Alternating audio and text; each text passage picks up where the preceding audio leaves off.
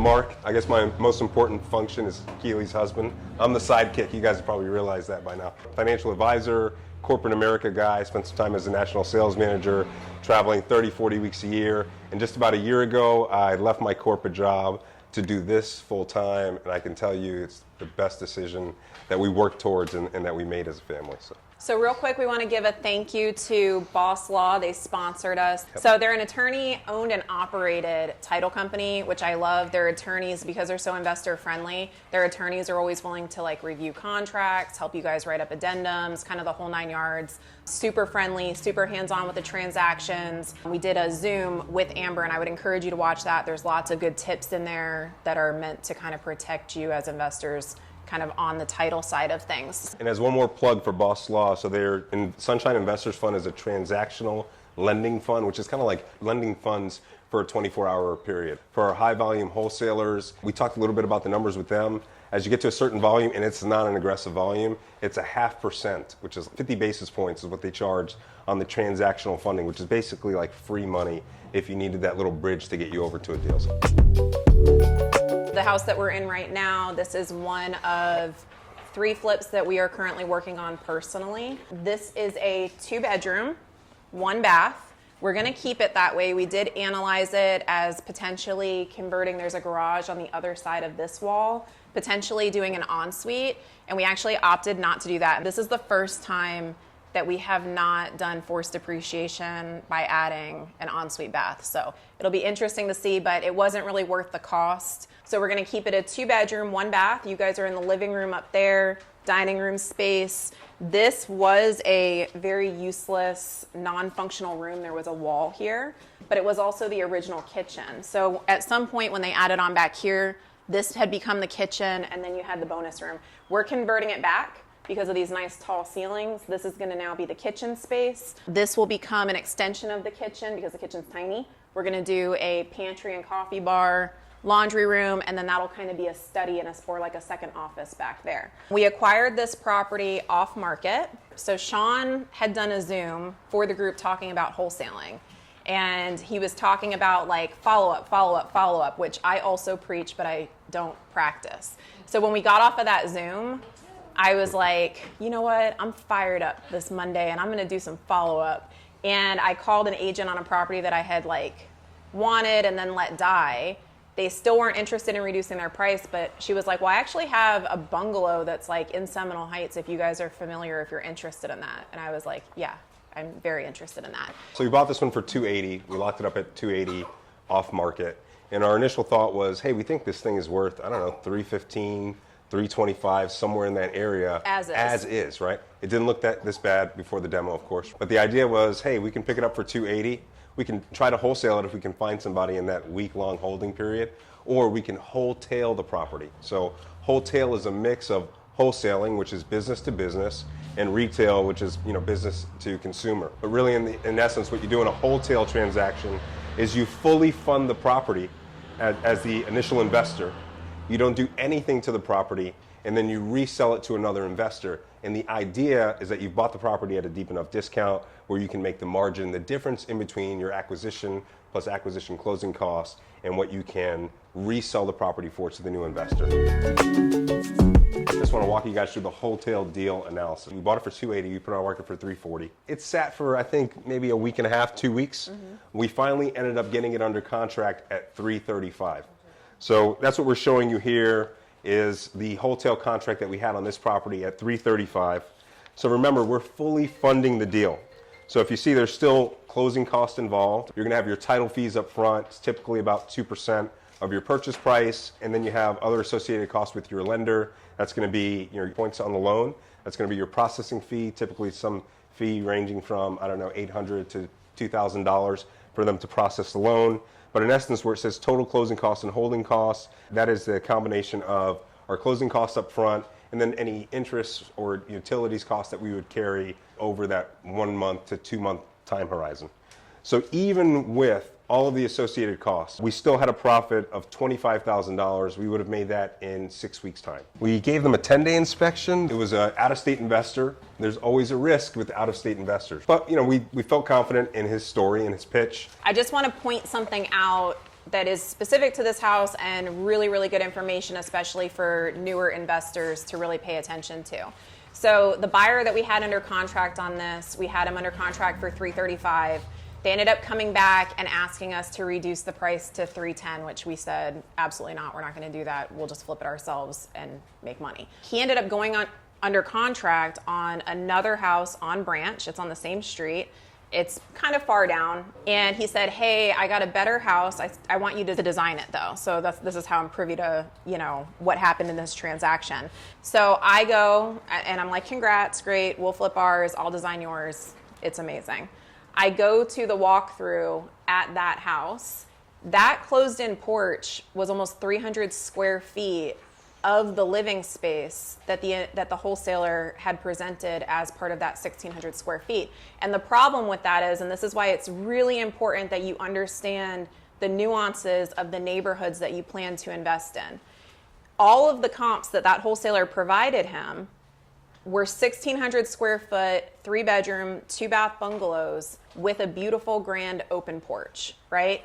And so when we open that porch back up, we've now lost 300 square feet of that porch. So what you're talking about there is the marketability, right? So the expectation in the neighborhood is that you have this porch because people like to be outside, be a part of the neighborhood, right? That's the draw of the historic neighborhood. And it's also right? the curb appeal. You're not going to get top dollar for a property that has a closed-in front porch, and that front porch is super narrow and really long, and it's really kind of functionally obsolete as living space. It doesn't make a great living room.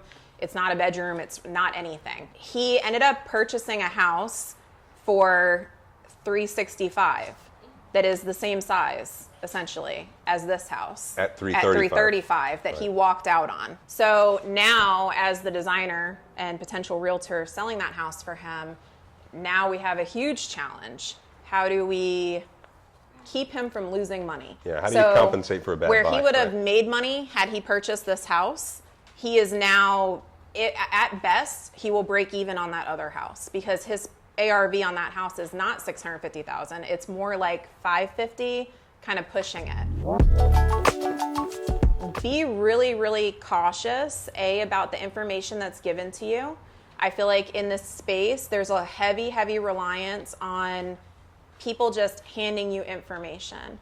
And as I preach this, I preach this at every single meetup we have. Like, your money is your money, and you're the only person that really cares about your money the way that you do. You cannot count on the realtor. You cannot count on the wholesaler. Like, you can't even sometimes count on the appraisal. Like, you really need to dig in and do your due diligence and make sure that what you're buying is what you think you're buying, that your ARV is accurate. This business is not about construction. It's about financials and it's about numbers. So you need to be buying smart, and you need to make sure that you're not just like a tumbleweed that goes from making money to losing money simply because you didn't understand what you were purchasing. Not all realtors are the same. Not all wholesalers are the same. It's a pretty low barrier to entry for people to get into that space. So you want to make sure that you're fact checking all of the information that's being given to you. So we decided to forego the wholesale deal because the buyer, the investor, wanted to retrade last day of inspection. And I don't think this was super malicious. I honestly think for this investor, it was a matter of just uncertainty. They were scared about the property. They weren't local to the market and newer to investing in general. So they decided to retrade with us, and we said, hey, for us it doesn't make sense to retrade. So we went ahead and purchased the home. We acquired the property. But we already owned the home. I'm sorry. Yeah, we decided to flip the home. We decided to flip the home, right, at that point. Now that we own the home, we have to think, all right, well, is this the best use of our cash? So these are now the actual numbers of us as flippers rehabbing the property. So now we're going to go ahead and flip this house. We could have wholetailed it at the retrade amount and maybe made $5,000, $7,000. That wasn't worth it for us. We had $85,000 of margin as is, even considering a 6-month timeline. So we decided to go forward with the renovation. We use metrics for our business. Depending on your own strategy, you're going to have your own metrics. Some of the key metrics that we have, the purchase price that we acquired the property for is under 55% of the after repaired value. So that's kind of a yay or nay metric for us, right? That's how I know I'm buying the deal at a good price. If I'm at 55% or less, I feel comfortable, okay, hey, this is enough room for me to make the kind of renovation that we're going to make on this property and also squeeze out the margin that I want. Purchase price, offer price, $280,000. that was 53% or so of the forecasted after repaired value. That's really key. That's an important metrics for us. As you go to ramp up your business, you might not be doing full gut rehabs. It could be more cosmetic, more moderate. Hopefully it's newer vintage because these homes are not easy.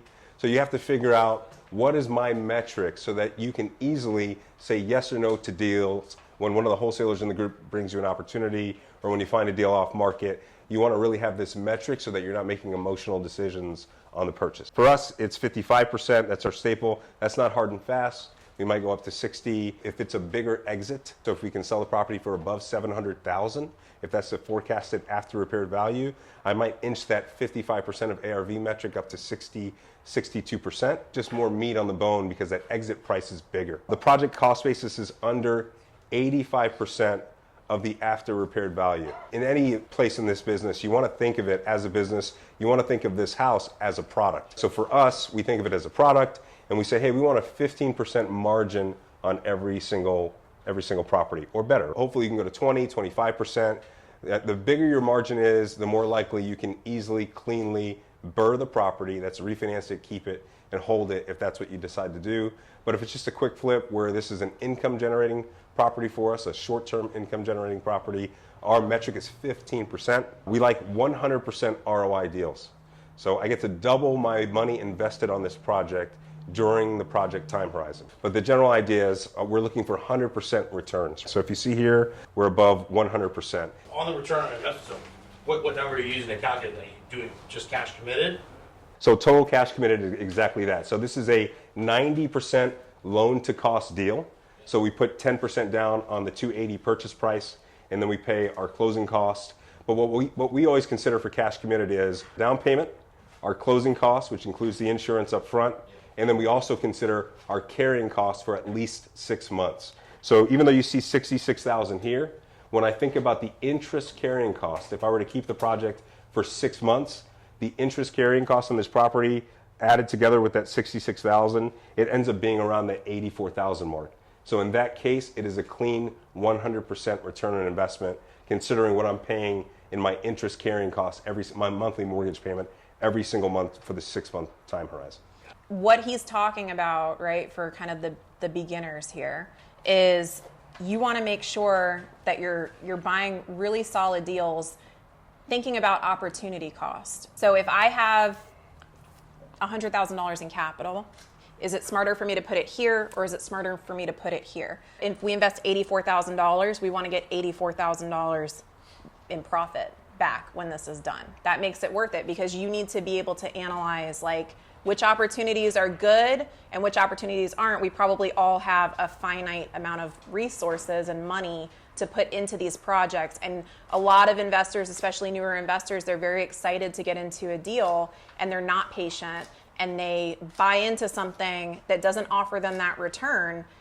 And then they miss out on something else that comes along that could have maybe made them a little bit more money, made them a better return. So your capital is finite, right? It's a finite resource. You have to make the best decision. So I'm getting really financy. Yeah, but you're always making a mutually exclusive decision is what Keely's saying. Like, hey, I'm choosing either here or choosing there because I want to maximize. The ultimate scenario you really want to be in is infinite returns. If you can make a return without putting out capital, right, that's really the position that you want to be in. So you hear a lot of people in this community or in the real estate community overall, right, the whole industry, they'll talk about doing a burr on a property where they get all their cash out, right? And now they own that property for zero capital committed, and it's paying them an income and appreciating over time. That's an infinite return because there's no capital invested. Because we have this community and we have folks that want to jump in. We had a fellow investor that's a part of this community who's been saying, hey, I want to jump in, but I don't want to jump in on my own. I have the resources, got plenty of years in the remodeling business. He's just never been an investor. So we decided to bring him in post-acquisition as a capital partner on the deal. And what we did is we just bring this deal sheet here, right, that we get from the software, and it's that $66,000 plus six months of interest, and that calculated to be $84,000. So the capital partner, we did a joint venture agreement, and that capital partner brought in $84,000 after we purchased the property.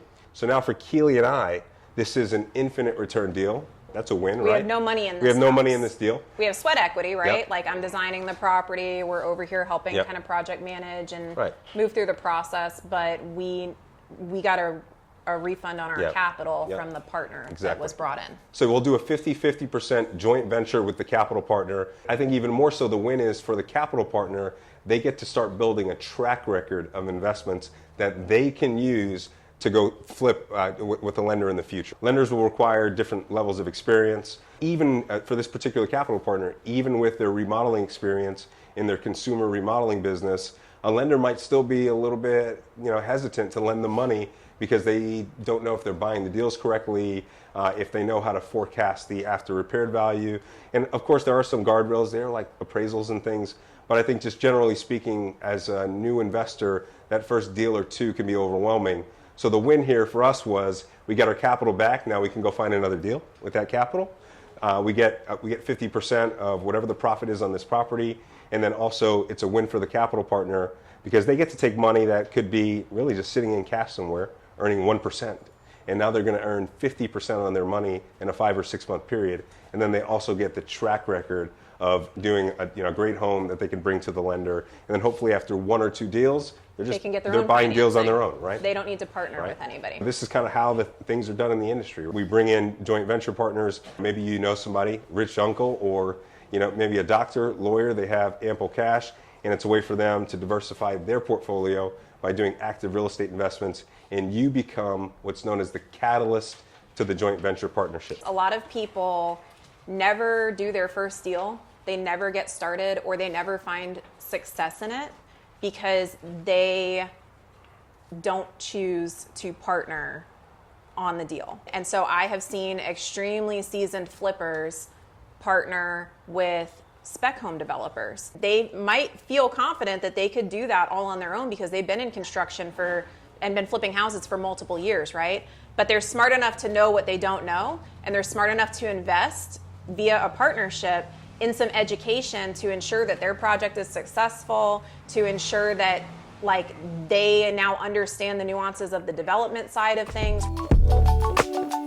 If you are just starting out in this business, or if you're seasoned in this business, focus on your social media brand. Share your backstory, share what you're doing, just share those parts of your journey with people. And over time, you'll build relationships. Like Phil is back there, and Phil and I, we just met for the first time. But I feel like we both know so much about each other's businesses already because we've just followed each other on social media for so long. You're really able to kind of put yourself out there and make connections that aren't even necessarily person to person, but could present opportunities at another time just by being vocal about what you're doing in this space. Get in the right rooms, talk to the right people, and it'll help you either get started or kind of level up your business. So I included a joint venture agreement in here. Article 2, 50% to the JV financier, 50% to the catalyst. In this case, we are the catalyst, right? We're the ones spurring the project. We found the deal. We're managing the project. And the JV financier is truly just a capital partner. Really, with our partner on this one, every decision that we're making, we're working with them. But the legal agreement, it gets you in a position where if push comes to shove, you have control of the decision making. We would need to be able to make the decisions, meaning Keely and I, as the catalyst, because we own the deed, we own the title to the property.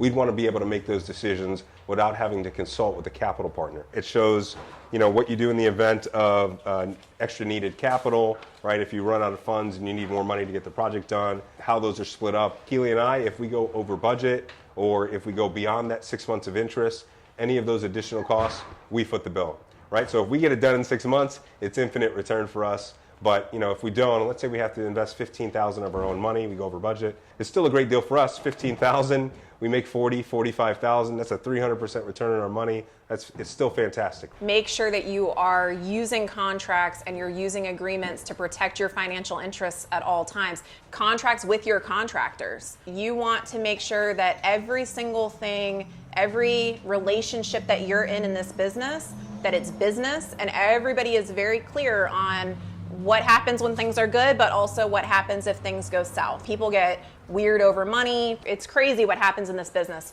So you just need to make sure that all of the agreements that you're getting into are protecting you. Don't put yourself into a negative situation where you're not the decision maker, especially if you have capital invested. So you just want to keep in mind that there is risk here for that capital partner. And if you're the capital partner too, there is risk there where even a small correction, a 5% correction, if you own property long term, you probably don't even think about it.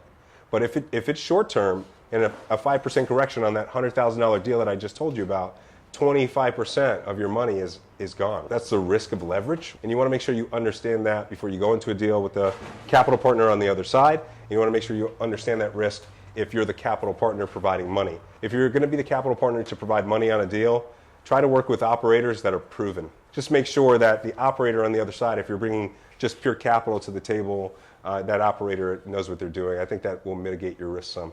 So what's the terms? Is it in the paperwork for this one? Like the gentleman that gave you the 84 grand, is he getting a percentage of the profits? Yeah. Plus interest? Yeah, absolutely. Okay. So we had the flip profit on the marketing sheet was 84,000. He'll get 50% of that 84,000. He'll invest 84,000. He's going to get 42,000. So roughly a 50%. No, he's return. not getting interest on the money he has in the deal. Yeah, no interest. He's just an equity partner. We found the house. It's our deal. Yep. We're leading the disposition plan, the design plan. I'll be reselling the property as the realtor. So he is capital partner, and then we are kind of tag teaming. We're actually being more hands-on with the project management on this one than we would normally be, because part of why he's investing is he wants to learn. So he wants to understand the design choices that are being made and why we're doing things, like as issues come up and we're troubleshooting, why are we doing those things? Because he is the capital partner and he's trying to learn and he is fully well-versed in remodeling, he was tasked with kind of finding some of the subs that he was comfortable working with because he's got relationships. So the original contractor that was hired over here, they do a lot of houses kind of out in the suburbs. They're not super familiar with old bungalows. You want to work with a contractor who's excited about your project and has a positive attitude about your project. You want somebody who's as excited about the house and excited about the project as you are. So we met that contractor over here and he thought the place was a total shithole and he was not scared to say it, and he was like using terms like investors doing lipstick on a pig. The house, I mean, does this look like lipstick on a pig? Like, it's getting 100% new plumbing, 100% new electrical, 100% new HVAC. And so that makes me very uncomfortable, because if you as a contractor, you think this place is a piece of crap and you think that all investors just do lipstick on a pig. We included a copy of our rehab budget in this package just so that you guys could see like what the real costs to remodel something like this are. Either way, it's an expensive rehab, guys. It's not a $40,000 lipstick on a pig rehab. So, you know, for me, and I'm always very clear with this with our contractors, is like my expectations are that this design packet, this is what we're paying you to do. You have zero liberty. You have zero decision making, like without clearing that with me. You cannot substitute materials. Like, this is what you're agreeing to do. Again, why it's important to be really buttoned up. The gentleman who was under contract on this that purchased the house down the road, I did a full design just like this for his house. He hired a contractor that is an all-in contractor. So the contractor supplies all the materials. It's going to be nice. It's directional. He took it as a suggested design. Yeah. And the problem with that is that you then have this contractor who's not an investor making decisions and swapping out materials that now are not cohesive with other things. Maintain control of your product. This is a product. Unless you are a high volume in and out flipper, right? And you've got that relationship, that's a whole different type of business. That's not our type of business. If you want to do kind of top dollar designs and kind of maximize your renovation, you need to have control over those design decisions and over the contractor and over the materials that are going into your project. So I think a quick fix on something we do, Keeley orders all of the materials for so every finish, everything that's pretty in the house, right? Flooring, lighting, tile, stone, cabinetry. Keeley is ordering and paying for those materials, and the contractors are really just supplying the labor to install those items. We have them delivered to the house or to the contractor. It's there exactly what we know, what we want to put in the house is there to be installed. A lot of you guys have a copy of the design scope for this project.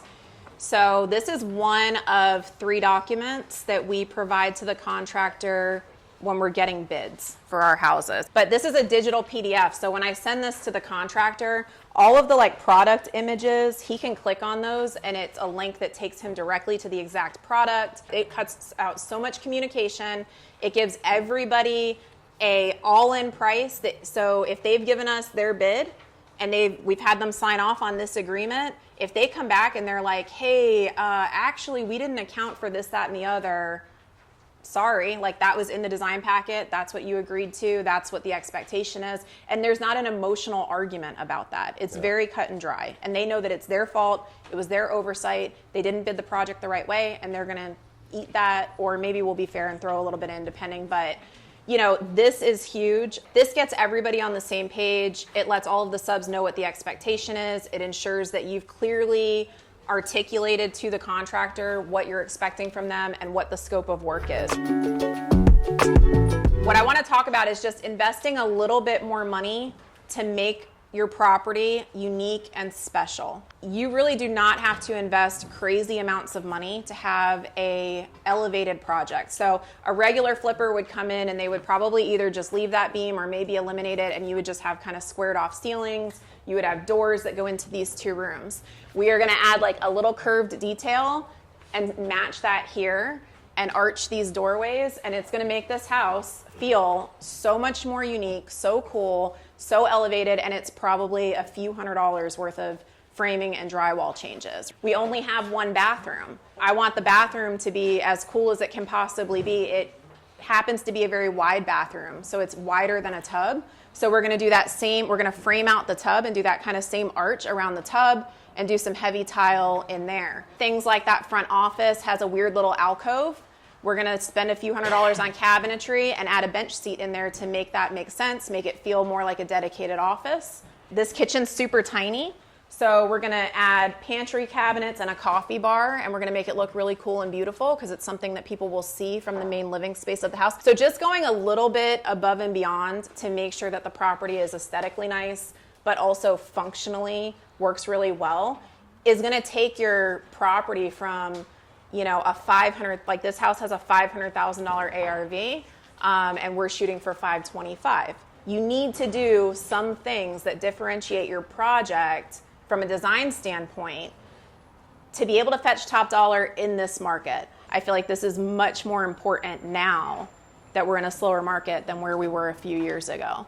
You not only have to be the nicest house, you gotta have the best quality, but you have to be nicest house at the best price too right now. It's much harder, I feel like, to be an agent than it has been because buyers are paying so much more, so they're so much more particular than they've ever been. Buyers are definitely being more picky, and they're also nervous. Yeah. So you want to make sure that your properties are buttoned up from an inspection standpoint, right? If a buyer is already kind of hesitant to enter the market, they already feel like they're overpaying, we're not necessarily going to drop our price based off of what other people are doing. Our intent is for the design of the house and the unique qualities of the house to be one of a kind so that buyers are emotional and they feel emotionally tied to our property. They don't feel like they can just cancel, walk away, and find the same house a couple doors down. Design kind of insulates you a bit from market risk. You don't want to like over improve the property or overpay, right, for your design. It's very important right now to buy smart and buy as deep as you can, but design does help insulate you from market risk. There's always going to be people that need to buy homes. There's always going to be people that need a place to live, and they are going to want the nicest, prettiest house that's good quality, and they're going to be willing to pay.